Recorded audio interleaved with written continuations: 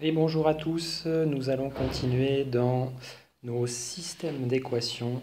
Après avoir vu donc les résolutions de systèmes de deux équations à deux inconnus, on a vu deux techniques, substitution, combinaison. On va en voir une autre encore qui va nous permettre d'aller un petit peu plus loin dans le nombre d'inconnus à traiter. Sachant qu'on peut déjà commencer par deux équations et deux inconnus, voir ce que ça donne. Alors je vous explique le principe. Déjà son nom. On va parler aujourd'hui du pivot de Gauss. C'est une méthode en particulier, parmi d'autres. Ce n'est pas une obligation. Sachez que cette technique va vous permettre quand même de gagner un petit peu de temps. On va l'utiliser ici en ligne. On pourrait l'appeler échelonnement horizontal.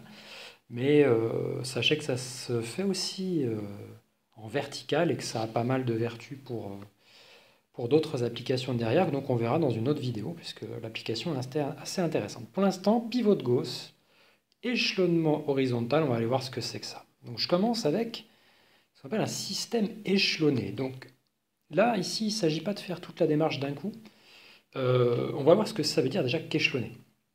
Donc c'est une technique qui vous propose d'enlever des inconnus de telle façon à ce qu'à la fin, au lieu d'avoir une sorte de rectangle ici, je ne sais pas si vous voyez, tac, tac, tac, magnifique rectangle, n'est-ce pas? Parfaitement exécuté. Eh bien, au lieu d'avoir un rectangle, eh bien, nous allons essayer d'avoir un triangle, comme ceci. Magnifique triangle. Oui, oui, je vous ai entendu, merci, c'est gentil. Alors, regardez, il y a une valeur que j'ai entourée qui est en dehors du rectangle. Et bien, le but du jeu, ça va être de l'enlever.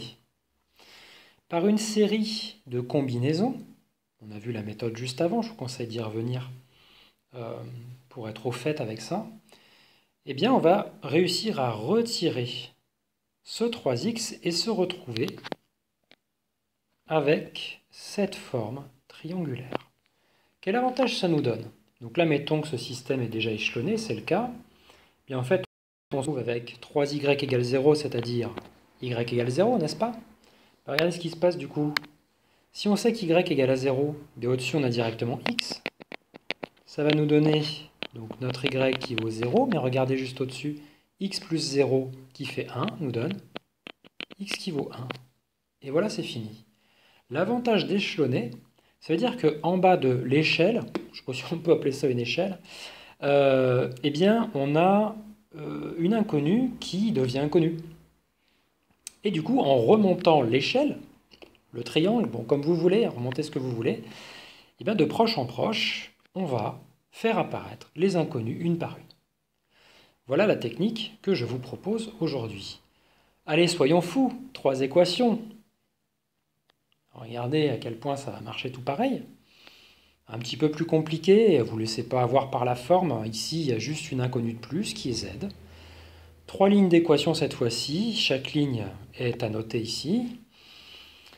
Eh bien, à l'issue de la série de combinaisons linéaires qu'on va adopter, eh bien, on va se retrouver avec la forme qui est juste en dessous. Alors, regardez ici, on souhaite obtenir cette forme-là. Voilà, ça va vous dire déjà ce que vous avez besoin d'enlever. Donc lui, puis lui, puis lui. OK? Donc là, on a 3 opérations à effectuer. En général, il y aura moyen d'aller plus vite. Bref, chaque chose en son temps. Et donc du coup, vous remarquerez que ces 3-là ont disparu une fois l'opération d'échelonnement que je n'explique pas ici effectuée. Et on en arrive à cette forme triangulaire dans laquelle, regardez, vous avez à la fin moins 4z égale moins 8. Donc on va se retrouver avec 8 divisé par 4, c'est-à-dire 2. Et ça m'a viré mon magnifique triangle, n'est-ce pas? Vous le réclamez tous, je vous le refais. Voilà, exceptionnel. Alors, on a z égale 2, si je ne m'abuse. Comme z égale 2, eh bien, y moins 2, le moins 2 va passer de l'autre côté, va donner plus 2. Donc, alors je résume, hein, peut-être. Z égale 2, donc on en arrive à l'équivalence ici à z égale 2. J'ai dit quoi? Y égale 4. Et regardez, une fois que vous savez que z égale 2 et qu'y égale 4, donc z égale 2, 2 fois 2, 4, plus 4, 8. Le 8 passe de l'autre côté. Donc ça nous fait 3 moins 8 qui vaut moins 5.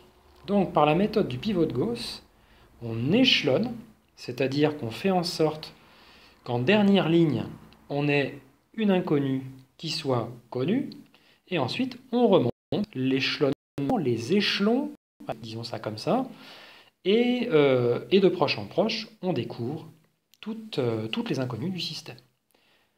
4 équations, 4 inconnues, ça marchera tout pareil. 5 équations, 6 équations. Après, vous pouvez vous faire plaisir autant que vous voulez. Sachez que ça risque d'être de plus en plus long, mais en tout cas, vous avez une technique qui marche bien pour pouvoir résoudre ce genre de système.